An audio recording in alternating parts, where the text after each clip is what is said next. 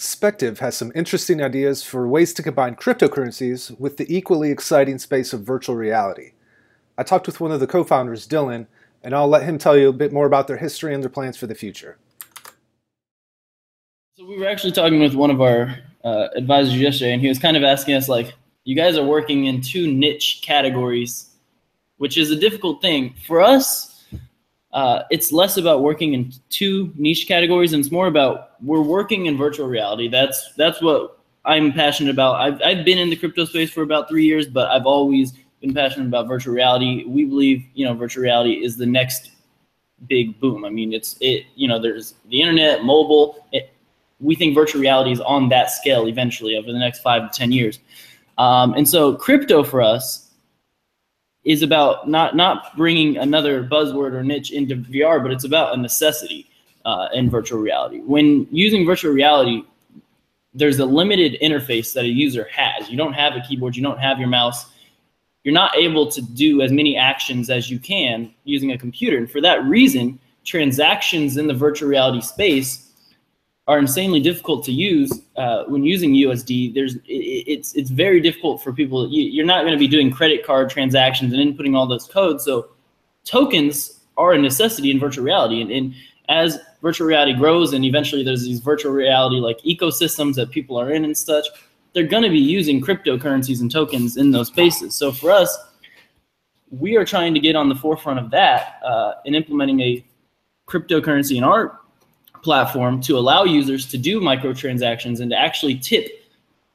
So part of our platform is viewers will be able to tip content creators while watching video, kind of like a Twitch, but on a smaller microtransaction level. And they're going to be able to send those tips directly in the video interface. So while they're watching a video in VR, they'll be able to, through motion tracking up their head, hover over a token and press a button on their phone and give tips. So we're trying to bring in cryptos to help the user interface and make a seamless process of watching videos and doing transactions and taking actions. Yeah, that makes a lot of sense.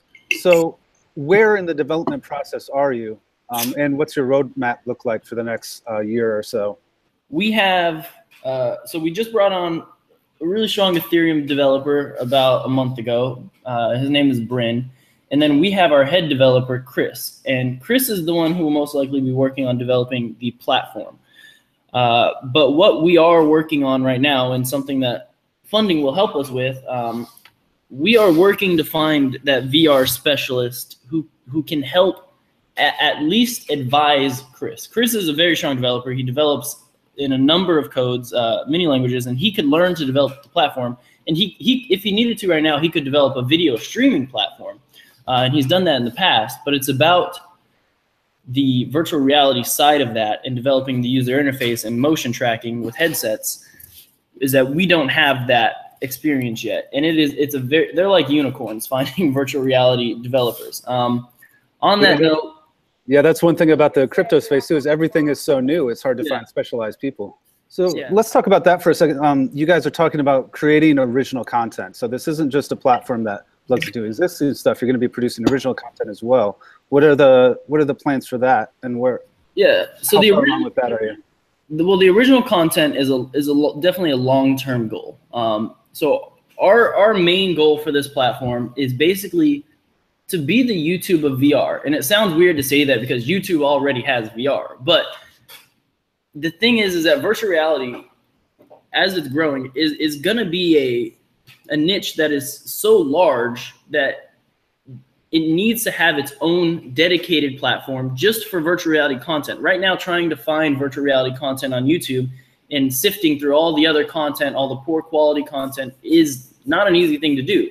And for example, a company like Twitch, who does gaming streaming, which YouTube also has the ability to do, they found a niche that is able to basically host a video streaming platform for something that had such a large following that they were able to succeed. And we're looking to do the same thing with virtual reality.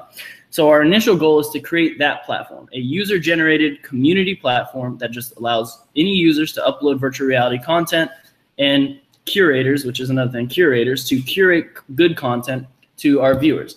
Now, Spective original content would be something that we start doing let's say we reach our highest funding goals, something like that would allow us to start doing it earlier rather than later. But it's really something that we would start focusing on once we have the platform under control. And ideas on things like we've been talking about some ideas here and there, even though we don't expect to start this in the next couple of years, but like virtual reality allows you to make some really cool stuff. And so, I mean, for example, documentaries in virtual reality would be really cool. We're thinking about like series where, let's say we go to we would have a team go to Japan and do like a 4-episode documentary doing virtual reality walkthrough of basically like everything about Japan. So, I mean, it would basically be a tour of the country, like country tours over 4-episode series, things like that. Or like we were just throwing around ideas like a treasure hunting documentary virtual reality series that follows like people that are actually real life treasure hunters and explore shipwrecks and explore ancient tombs and things like that. Stuff like that in virtual reality would be awesome. Actually being able to look around the ocean and shipwrecks and like caves and tombs. That's kind of what we would like to do with virtual reality, is create cool experiences like that. Yeah, I would watch that stuff all day long. Yeah. Yeah, so my next question was just going to be kind of a personal question. And what's your story? How did you get into cryptocurrency and come up with this idea? So for me, it's about, I've always been an entrepreneur. My parents are entrepreneurs. I've always been an entrepreneur ever since I was like 5 years old. My parents are florists. They do flowers. So they would give me flowers for Valentine's Day and Mother's Day. And I was like 5 years old selling them on the corner. And I started my first business when I was like 11 years old, doing e-commerce, selling online. I've been doing that pretty much my whole life as well. But I've always been one to look for opportunity. And if I see an opportunity, I don't let opportunities pass me by. And so I initially saw cryptos when in 2014 in November, 2013 in November, when it was having its first initial rush up to like 1,200.